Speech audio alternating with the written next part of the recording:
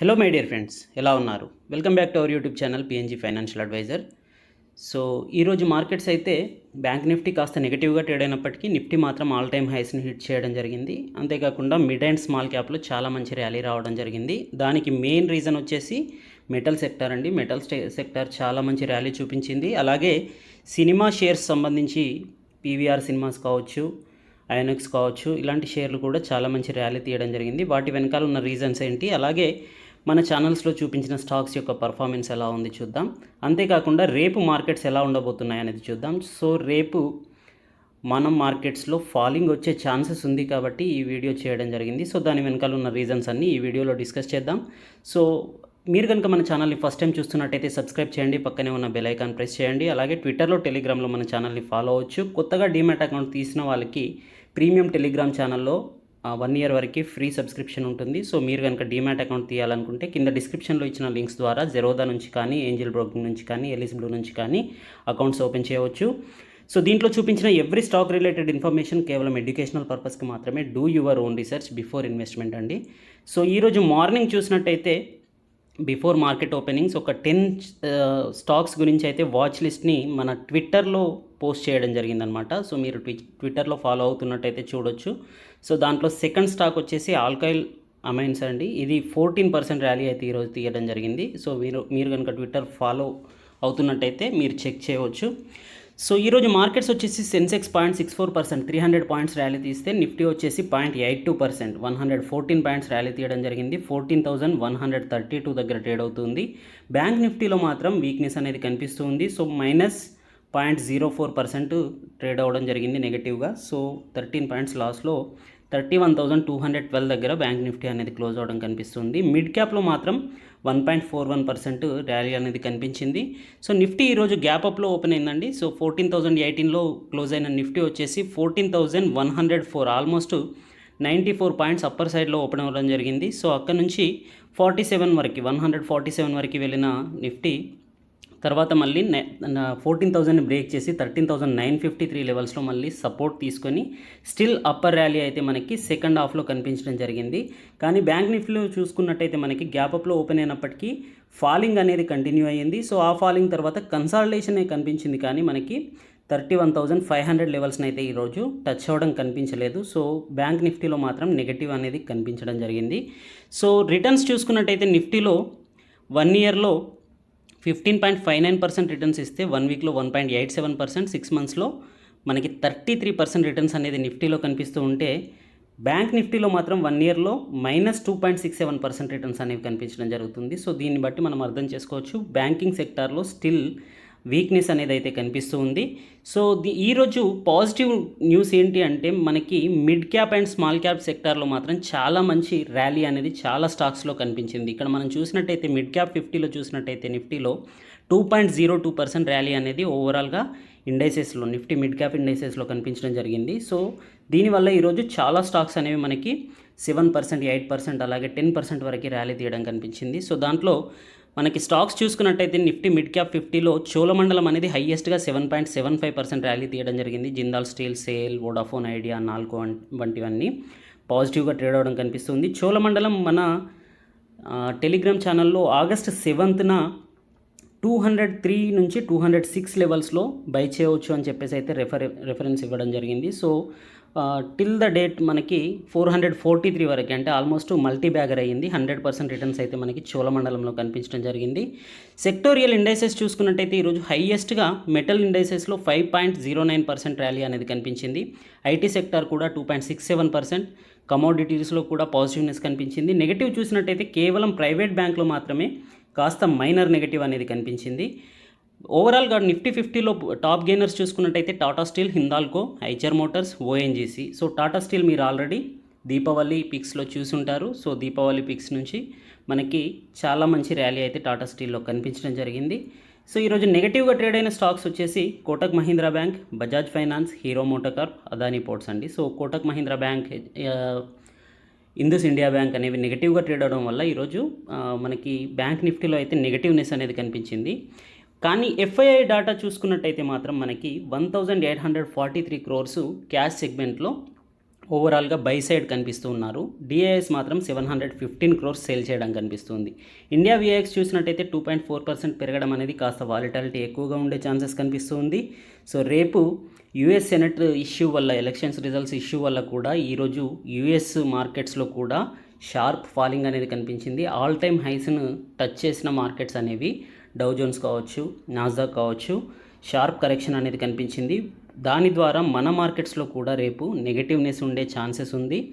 ఇప్పటివరకు ఎఫ్ఐఐస్ అయితే మనకి జనవరిలో చూసుకున్నా కూడా first and fourth 2 days trading sessions అయ్యాయి. 2349 క్రోర్స్ పాజిటివ్గా బై సైడ్ కనిపిస్తూ ఉన్నప్పటికీ ఓవరాల్గా చూసుకున్నా కూడా మనకి మంత్లీ డాటాలో అక్టోబర్లో 14,000 క్రోర్స్, నవంబర్లో 65,000, డిసెంబర్లో 48,000 క్రోర్స్ని బై చేయడం జరిగింది. ఇప్పటి వరకు అయితే సెల్ సైడ్ అయితే మనకి కనిపించలేదు. ఎఫ్ఐఐ డాటా చూసుకున్నట్టయితే డిఐఎస్ సెల్ చేస్తూ ఉన్నారు, ఎఫ్ఐఎస్ బై చేస్తూనే ఉన్నారు. అందువల్ల మన మార్కెట్స్ అనేవి షార్ప్ ర్యాలీ అయితే కనిపించడం జరిగింది.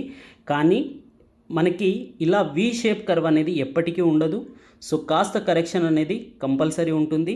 సో ఆ కరెక్షన్ అనేది రేపు రావచ్చు అని ఈ వీడియో అయితే చేయడం జరుగుతుంది. సో లేట్ అయినప్పటికీ, బికాజ్ ఆఫ్టర్ వర్కింగ్ అవర్స్ నాకు టైం ఉండదు. సో దానివల్ల లేట్ అవుతూ ఉంటుంది.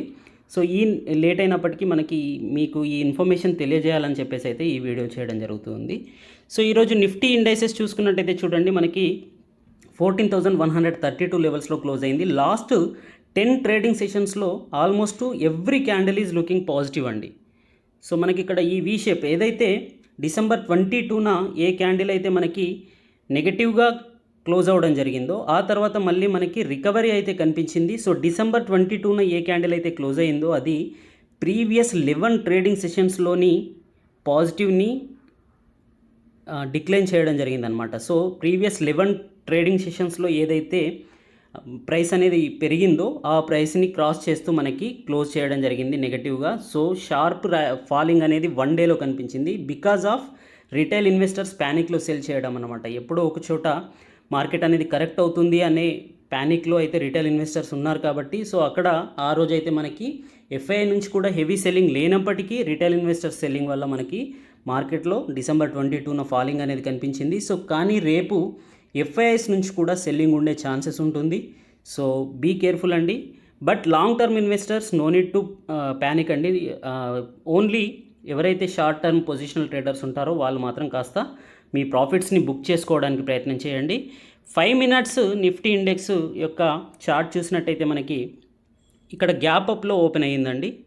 ఆల్మోస్ట్ 94 పాయింట్స్ గ్యాప్ అప్లో ఓపెన్ అయిన తర్వాత ఫాలింగ్ అనేది కనిపించింది అప్ టు 11 o'clock అండి. మార్నింగ్ 11 వరకు మనకి ఫాలింగ్ అనేది కనిపించింది. ఎప్పుడైతే మనకి ఫారిన్ ఇన్స్టిట్యూషనల్ ఇన్వెస్టర్స్ వాళ్ళ యొక్క మార్కెట్స్ ఎప్పుడైతే ఓపెన్ అయితే వాళ్ళు ఎప్పుడైతే బయ్యింగ్ అనేది స్టార్ట్ చేశారో అప్పటి నుంచి మనకి మళ్ళీ రికవరీ అనేది కనిపించింది ఈరోజు చూసినట్టయితే. ఆ తర్వాత కాస్త కరెక్ట్ అవ్వడానికి ప్రయత్నం చేసినప్పటికీ మార్కెట్స్ మాత్రం మళ్ళీ నిఫ్టీ మాత్రం పాజిటివ్గా ట్రేడ్ అవ్వడం 14,140 లెవెల్స్ వరకు వెళ్ళడం అయితే ఈరోజు చూడడం జరిగింది. సో ఓవరాల్గా చూసుకున్నట్టయితే ఈరోజు మాత్రం నిఫ్టీలో పాజిటివ్నెస్ కనిపించింది. కాకపోతే కన్సాలిడేషన్ ఉండే ఛాన్సెస్ ఉంటుంది. రేపు కరెక్షన్ ఉండే అవకాశాలు ఉన్నాయి. సపోర్ట్ అండ్ రెసిస్టెన్స్ లెవెల్ చూసినట్టయితే మనకి ఇమీడియట్ సపోర్ట్ వచ్చేసి 14,114 లెవెల్స్లో కనిపిస్తుంది. అలాగే నెక్స్ట్ సపోర్ట్ వచ్చేసి 14,060 లెవెల్స్లో కనిపిస్తుంది. రెసిస్టెన్స్ లెవెల్స్ చూసినట్టయితే 14,180 లెవెల్స్లో, అలాగే 14,220 లెవెల్స్లో మనకి రెసిస్టెన్స్ అనేది కనిపిస్తూ ఉంది. కాకపోతే రేపు మార్కెట్స్ అనేవి గ్యాప్ డౌన్లో ఓపెన్ అవ్వచ్చు. 14,100 బిలో ఓపెన్ అయితే కనుక 14,060 లెవెల్స్ అనేది మోస్ట్ ఇంపార్టెంట్. సో 14,060 లెవెల్స్ను కూడా బ్రేక్ చేసినట్టయితే మనకి నెక్స్ట్ సపోర్ట్ వచ్చేసి 13,950 లెవెల్స్లో కనిపిస్తూ ఉంది. సో మార్కెట్స్లో మళ్ళీ మనం కమింగ్ వీక్లో 13,950 లెవెల్స్ను కూడా ఎక్స్పెక్ట్ చేయవచ్చు అని చెప్పేసి అయితే నేను భావిస్తూ ఉన్నాను. ఇట్ ఈస్ మై ఒపీనియన్ అండి. సో ఒకవేళ ఎఫ్ఐఐస్ యొక్క బయ్యింగ్ అనేది కంటిన్యూ అయితే కనుక ఈ వీక్లో కూడా కంటిన్యూ అయితే కనుక మనకి 14,200 లెవెల్స్ను కూడా చూసే అవకాశం ఉంది. బట్ ఈ వీక్ అయితే నాకు కాస్త రిస్కీగా కనిపిస్తుంది. సో బీ అవేర్ అండి. బ్యాంక్ నిఫ్టీలో చూసినట్టయితే లాస్ట్ 4 క్యాండిల్స్ అన్నీ కూడా మనకి కన్సాలిడేషన్లో నెగటివ్గా ట్రేడ్ అవడమే కనిపిస్తుంది. సో ఎప్పుడైతే డిసెంబర్ 22 తర్వాత షార్ప్ ర్యాలీ నిఫ్టీలో చూసామో అంత షార్ప్ ర్యాలీ అయితే బ్యాంక్ నిఫ్టీలో కనిపించలేదు. సో ఇక్కడ ఏదైతే గ్యాప్ ఏర్పడిందో లాస్ట్ 5 days బ్యాక్ ప్రీవియస్ వీక్లో ఏదైతే గ్యాప్ ఏర్పడిందో ఆ గ్యాప్నైతే టచ్ అయిన తర్వాతే మళ్ళీ బ్యాంక్ నిఫ్టీ అనేది అప్ సైడ్ వెళ్ళే అవకాశం ఉంది. ఈరోజు టచ్ అయినప్పటికీ 13,900 నుంచి 31,100 మధ్యలో ఏదైతే గ్యాప్ ఏర్పడిందో ఆ గ్యాప్ని ఫిల్ చేసిన తర్వాతనే మళ్ళీ రికవరీ వచ్చే ఛాన్సెస్ అయితే బ్యాంక్ నిఫ్టీలో కనిపిస్తూ ఉంది. సో 5 మినిట్స్ క్యాండిల్స్ చూసినట్టయితే మనకి మార్నింగ్ అయితే గ్యాప్ అప్లో ఓపెన్ అయ్యింది, తర్వాత షార్ప్ ఫాలింగ్ అనేది కనిపించింది. 11 o'clock తర్వాత నిఫ్టీలో ఏదైతే షార్ప్ ర్యాలీ వచ్చిందో బ్యాంక్ నిఫ్టీలో అయితే కనిపించలేదు. బ్యాంక్ నిఫ్టీలో మాత్రం మనకి కన్సాలిడేషన్ ఫేజ్లోనే కనిపించడం జరిగింది. సో ఇది కాస్త వీక్నెస్కి సింబాలిక్ అండి. So support and resistance level చూసినట్టయితే 31,140 లెవెల్స్ అనేది ఇమీడియట్ సపోర్ట్గా కనిపిస్తూ ఉంది. బ్యాంక్ నిఫ్టీ 31,270 లెవెల్స్లో ట్రేడ్ అవుతూ ఉంది. సో రెసిస్టెన్స్ వచ్చేసి 31,410 అండి. నెక్స్ట్ రెసిస్టెన్స్ వచ్చేసి 31,670. బట్ 31,500ని క్రాస్ అయ్యేంత వరకు మనం అప్పర్ సైడ్ అయితే ఇంకా ర్యాలీని అయితే ఎక్స్పెక్ట్ చేయలేము. వన్స్ రేపు కనుక 31,100 కంటే బిలో ఓపెన్ అయ్యి 31,000 లెవెల్స్ని బ్రేక్ చేసినట్టయితే 30,950 లెవెల్స్లో నెక్స్ట్ సపోర్ట్ ఉంది. ఒకవేళ దాన్ని కూడా బ్రేక్ చేసినట్టయితే 30,700 లెవెల్స్ని కూడా మనం ఎక్స్పెక్ట్ చేయవచ్చు కమింగ్ డేస్లో. సో లాస్ట్ సాటర్డే ఏదైతే 5 పొజిషనల్ ట్రేడర్స్కి 5 బెస్ట్ స్టాక్స్ అయితే చెప్పడం జరిగిందో అవన్నీ కూడా ఈరోజు పాజిటివ్గా అయితే కనిపించడం జరిగింది. క్యూమిన్స్ కావచ్చు, Tata LXI, GE shipping, Shalby, Edelweiss. So ఇవన్నీ ఈరోజు పాజిటివ్గా ట్రేడ్ అవ్వడం కనిపిస్తుంది. అలాగే తమిళనాడులో 50% సీట్ కెపాసిటీ నుంచి తమిళనాడు గవర్నమెంట్ వచ్చేసి 100% సీట్ కెపాసిటీని సినిమా హాల్స్కి, మల్టీప్లెక్స్కి అలౌ చేయడం జరుగుతుంది. కాబట్టి సో ఈరోజు మల్టీప్లెక్స్ కంపెనీస్ అయిన పీవీఆర్లో కూడా మంచి ర్యాలీ అయితే కనిపించింది. అలాగే మెటల్ సెక్టర్ అనేది లాస్ట్ 1-2 మంత్స్ నుంచి మంచి ర్యాలీ కనిపిస్తుంది. టాటా స్టీల్లో కూడా 7% ర్యాలీ అయితే కనిపించింది. సో ఎవరైనా సేఫ్ ఇన్వెస్టర్స్ సినిమాకి సంబంధించిన స్టాక్స్లో ఇన్వెస్ట్ చేయాలనుకుంటే కనుక పీవీఆర్ని కన్సిడర్ చేయవచ్చు. రిస్కీ ఇన్వెస్టర్స్ గురించి ఎండ్లో ఒక స్టాక్ని అయితే రిఫర్ చేయడం జరుగుతుందండి. ఆ స్టాక్ని మీరు చూడండి, రిస్కీ ఇన్వెస్టర్స్ మాత్రమే. సో యూఎస్ అయితే ఇక్కడ చూపించిన డేటా ప్రకారం 400 పాయింట్స్ ప్రజెంట్ డౌ జోన్స్ అనేది ఫాలింగ్లో కనిపిస్తుంది. కాకపోతే ప్రజెంట్ ఇప్పుడు రికార్డ్ చేస్తున్న టైంకి చూసినట్టయితే ఆల్మోస్ట్ 540 పాయింట్స్ వరకు ఫాలో అవడం జరిగింది. సో మార్నింగ్ క్లోజింగ్ ఎలా ఉంటుంది అనేది చూడాలి. డౌ జోన్స్ అయితే నెగిటివ్గా క్లోజ్ అయ్యే అవకాశాలు కనిపిస్తున్నాయి. సో ఇది మన మార్కెట్స్లో కూడా ఎఫెక్ట్ చూపించే అవకాశాలు ఉన్నాయి. యూరోపియన్ మార్కెట్స్ అయితే ఈరోజు పాజిటివ్గా ట్రేడ్ అవ్వడం కనిపించింది. అలాగే ఆసియన్ మార్కెట్స్లో నిక్కీ మాత్రం నెగిటివ్గా ట్రేడ్ అవ్వడం జరిగింది. హ్యాంగ్సెంగ్ అండ్ షాంఘై మాత్రం పాజిటివ్గా ట్రేడ్ అవ్వడం జరిగింది. బట్ ఓవరాల్గా చూసుకున్నట్టయితే మనకి యుఎస్ ఇష్యూస్ వల్ల, పొలిటికల్ ఇష్యూస్ వల్ల మన మార్కెట్స్లో కూడా నెగటివ్నెస్ అనేది కనిపించే అవకాశాలు ఉంది.